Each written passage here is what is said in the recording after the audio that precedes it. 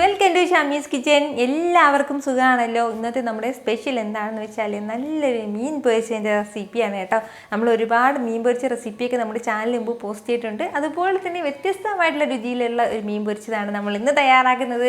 Details ഒന്നും മിസ്സാകാതിരിക്കാൻ വേണ്ടിയിട്ട് എല്ലാവരും ഒന്ന് സ്കിപ്പ് ചെയ്യാതെ കണ്ടേക്കണം കേട്ടോ. കൂടെ തന്നെ ഈ വീഡിയോ ഒന്ന് ലൈക്ക് ചെയ്യാനും അതുപോലെ തന്നെ നമ്മുടെ ഷമീസ് കിച്ചൻ ചാനൽ ഇതുവരെയും സബ്സ്ക്രൈബ് ചെയ്യാത്തവരാണെന്നുണ്ടെങ്കിൽ പ്ലീസ് ഒന്ന് സബ്സ്ക്രൈബ് കൂടി ചെയ്തേക്കണം. തൊട്ടടുത്ത് കാണാൻ ബെല്ലേക്ക് ലോള് മറക്കാതെ പ്രസ് ചെയ്തേക്കണം കേട്ടോ. എങ്കിൽ മാത്രമേ ഞാൻ അപ്ലോഡ് ചെയ്യുന്ന വീഡിയോസ് എല്ലാം നിങ്ങൾക്ക് കറക്റ്റായിട്ട് നോട്ടിഫിക്കേഷൻ ലഭിക്കത്തുള്ളൂ. എന്നാൽ ശരി, നമുക്ക് വേഗം തന്നെ റെസിപ്പിയിലേക്ക് പോയാലോ. നമ്മുടെ ഈ ഫിഷ് ഫ്രൈക്ക് വേണ്ടിയിട്ട് ആദ്യം നമുക്ക് ഒരു മസാല കൂട്ടം തയ്യാറാക്കി എടുക്കാം. ഒരു ബൗളിലേക്ക് 1.5 ടേബിൾ സ്പൂൺ അളവിൽ മുളക് പൊടി ചേർത്ത് കൊടുക്കുകയാണ്. അതുപോലെ തന്നെ ഒരു 1/2 ടേബിൾ സ്പൂൺ അളവിൽ മല്ലിപ്പൊടി കൂടി നമുക്ക് ആവശ്യമായിട്ടുണ്ട്, അതും ചേർക്കാം. ഇനി നമുക്കിതിലേക്ക് വേണ്ടത് ഒരു 1/2 ടീസ്പൂൺ അളവിൽ പെരുംജീരകം പൊടിച്ചതും കൂടിയാണ്. കൂടെ തന്നെ ഒരു 1/4 ടീസ്പൂൺ അളവിൽ ഗരം മസാല പൊടിച്ചതും കൂടി, ഒരു 1/2 ടീസ്പൂൺ അളവിൽ മഞ്ഞൾപ്പൊടിയും കൂടി നമുക്ക് ആവശ്യമായിട്ടുണ്ട്, 1/2 ടീസ്പൂൺ അളവിൽ കുരുമുളക് പൊടിച്ചതും കൂടി. ഇനി നമുക്കിതിലേക്ക് വേണ്ടത് 1 ടീസ്പൂൺ അളവിൽ ഇഞ്ചി വെളുത്തുള്ളി പേസ്റ്റും കൂടിയാണ്. അപ്പോൾ അതും കൂടി ചേർത്ത് കൊടുക്കാം. ഇഞ്ചി വെളുത്തുള്ളി പേസ്റ്റിൻ്റെ അളവ് ഒരുപാട് കൂടണ്ട. ഇനി നമുക്കിതിലേക്ക് വേണ്ടത് കുറച്ച് കറിവേപ്പിലയും കൂടിയാണ്. അതായത് നമ്മൾ സാധാരണ മീൻ പൊരിക്കാനായിട്ട് കറിവേപ്പില ഇതളുകളോടെ അങ്ങനെ തന്നെ ചേർക്കാറുണ്ട്. പക്ഷേ ഇതിൽ വന്നിട്ട് നല്ല പൊടിയായിട്ടൊന്ന് അരിഞ്ഞിട്ട് വേണം ചേർക്കാനായിട്ട് കേട്ടോ. അപ്പോഴത്തേക്കും കറിവേപ്പിലയുടെ നല്ലൊരു ടേസ്റ്റ് കൂടി നമ്മുടെ ഈ മീൻ ഫ്രൈക്ക് ഉണ്ടാവും. കൂടെ തന്നെ പിന്നെ ഇനി നമുക്കിതിലേക്ക് വേണ്ടത് 1 ടീസ്പൂൺ നിറയെ കോൺഫ്ലോറും കൂടിയാണ്. ഈ കോൺഫ്ലോറിന് പകരം നമുക്ക് അരിപ്പൊടിയാണെന്നുണ്ടെങ്കിൽ അതും ചേർക്കാവുന്നതാണ്. ഏതെങ്കിലും ഒന്ന് മാത്രം ചേർത്ത് കൊടുത്താൽ മതിയാവും. വളരെ കുറച്ചേട്ടാ, ഇനി കൂടുതൽ ചേർക്കേണ്ട ആവശ്യമില്ല. നമ്മൾ ഈ കോൺഫ്ലോർ ചേർക്കുന്ന സമയത്ത് നന്നായിട്ട് നമ്മുടെ ഈ മീനിലേക്ക് ഈ മസാലകൾ നല്ലതുപോലെ ഒന്ന് കോട്ട് ചെയ്തിട്ടുണ്ടാവും. ഇനി നമുക്കിതിലേക്ക് വേണ്ടത് ഒരു പകുതി നാരങ്ങയുടെ ജ്യൂസും കൂടിയാണ്. അപ്പോൾ അതും കൂടി ചേർത്ത് കൊടുക്കാം. കൂടെ തന്നെ ഒരല്പം എണ്ണയും കൂടി 1 ടീസ്പൂൺ അളവിൽ ചേർത്ത് കൊടുത്താൽ മതിയാവും. ഇനി നമ്മുടെ ഈ മസാലയ്ക്ക് ഇത്രയും ആവശ്യമായിട്ടുള്ള ഉപ്പും കൂടി ചേർക്കാം. കൂടെ തന്നെ ഇതിലേക്ക് ഒരല്പം മാത്രം വെള്ളം കൂടി ചേർത്ത് കൊടുത്തിട്ട് നല്ല രീതിയിൽ തന്നെ ഈ മസാല ഒന്ന് മിക്സ് ചെയ്തെടുക്കാം.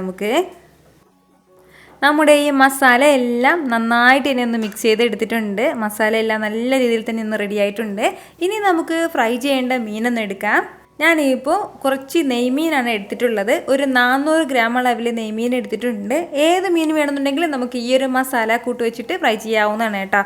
അപ്പോൾ നമുക്ക് ഈ മസാല കൂട്ടെല്ലാം നമ്മുടെ മീനിൽ നന്നായിട്ടൊന്ന് പുരട്ടി കൊടുക്കാം.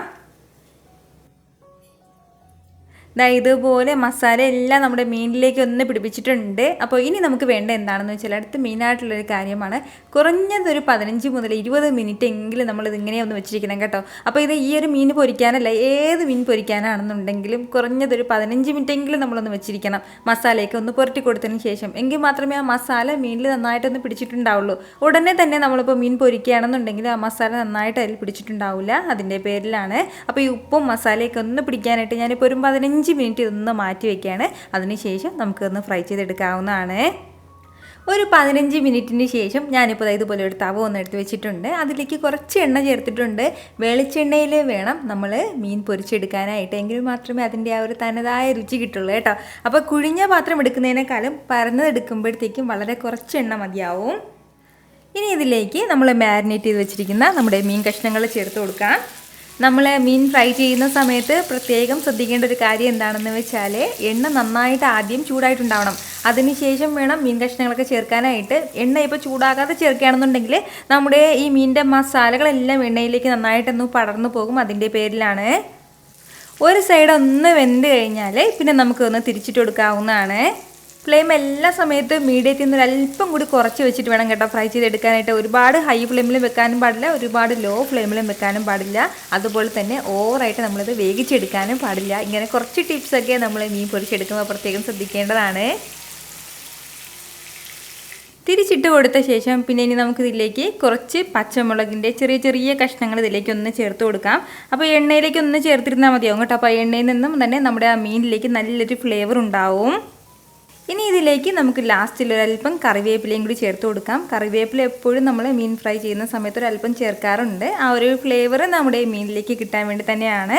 അപ്പോൾ രണ്ട് സൈഡ് നന്നായിട്ടൊന്ന് മൊരിഞ്ഞ് കഴിഞ്ഞാൽ പിന്നെ നമുക്കിത് എടുക്കാവുന്നതാണ് കേട്ടോ. വളരെ രുചികരമായിട്ടുള്ളൊരു ഫിഷ് ഫ്രൈ ആണ് കേട്ടോ. ഒരു പ്രത്യേക ടേസ്റ്റിലാണ് നമുക്കിത് കിട്ടുന്നത്. ഈ ഒരു അളവിൽ തന്നെ നിങ്ങൾ ഈ മീൻ തയ്യാറാക്കുമ്പോൾ ഒന്ന് ചെയ്തേക്കണം കേട്ടോ. അപ്പോൾ നമ്മളിപ്പോൾ എടുത്തിട്ടുള്ളത് 400 ഗ്രാം അളവിലുള്ള മീനിനാണ്. അപ്പോൾ മീൻ കൂടുന്നതിനനുസരിച്ചിട്ട് മസാലയുടെ അളവ് ഒന്ന് കൂട്ടിയേക്കണം. ഒരുപാട് ഓവറായിട്ട് മീനിലേക്ക് മസാല പറ്റിപ്പിടിച്ചിരിക്കാനും പാടില്ല. അതും കൂടി ഒന്ന് പ്രത്യേകം ശ്രദ്ധിച്ചേക്കണം കേട്ടോ. അപ്പോൾ ഇതുപോലെ മീൻ എല്ലാവരും ഒന്ന് ട്രൈ ചെയ്ത് നോക്കിയേക്കണം. വളരെ രുചികരമായിട്ടുള്ള നല്ലൊരു മീൻ പൊരിച്ചതാണ് കേട്ടോ. അപ്പോൾ ഈ ഒരു കൂട്ട് വെച്ചിട്ട് തന്നെ നമുക്ക് ഏത് മീൻ വേണമെങ്കിലും ഇതുപോലെ തയ്യാറാക്കാവുന്നതാണ്. ഉറപ്പായിട്ട് എല്ലാവരും ഒന്ന് ട്രൈ ചെയ്ത് നോക്കിയേക്കണം കേട്ടോ. വളരെ കുറഞ്ഞ ചേരുവകളൊക്കെ നമുക്കിതിൽ മാറ്റങ്ങളുള്ളൂ, പക്ഷേ അതിൻ്റെ ടേസ്റ്റിനും അതുപോലെ തന്നെ വ്യത്യാസം ഉണ്ടാകും കേട്ടോ. ട്രൈ ചെയ്ത് നോക്കിയിട്ട് മറക്കാതെ നിങ്ങളുടെ ഫീഡ്ബാക്ക് ഒന്ന് അറിയിച്ചേക്കണം. കൂടെ തന്നെ ഈ വീഡിയോ ഒന്ന് ലൈക്ക് ചെയ്യാനും നിങ്ങളുടെ ഫ്രണ്ട്സിനും ഫാമിലിക്കും എല്ലാവർക്കും ഇതൊന്ന് ഷെയർ കൂടി ചെയ്ത് കൊടുത്തേക്കണം. ഇതുപോലുള്ള റെസിപ്പിക്ക് വേണ്ടിയിട്ട് ഷമീസ് കിച്ചൻ ചാനൽ ഫോളോ ചെയ്യാനും സബ്സ്ക്രൈബ് ചെയ്യാനും ആരും മറക്കരുത്. വീണ്ടും നല്ലൊരു ഉഷാർ വീഡിയോ ആയിട്ട് നാളെ 2 മണിക്ക് കാണാം കേട്ടോ. അപ്പോൾ അതുവരെയൊക്കെ എല്ലാവരും ഹാപ്പി ആയിട്ടിരിക്കുക, സന്തോഷമായിട്ടിരിക്കുക, എല്ലാവരും സേഫ് ആയിട്ടിരിക്കണം. Take care friends. ടാറ്റാ.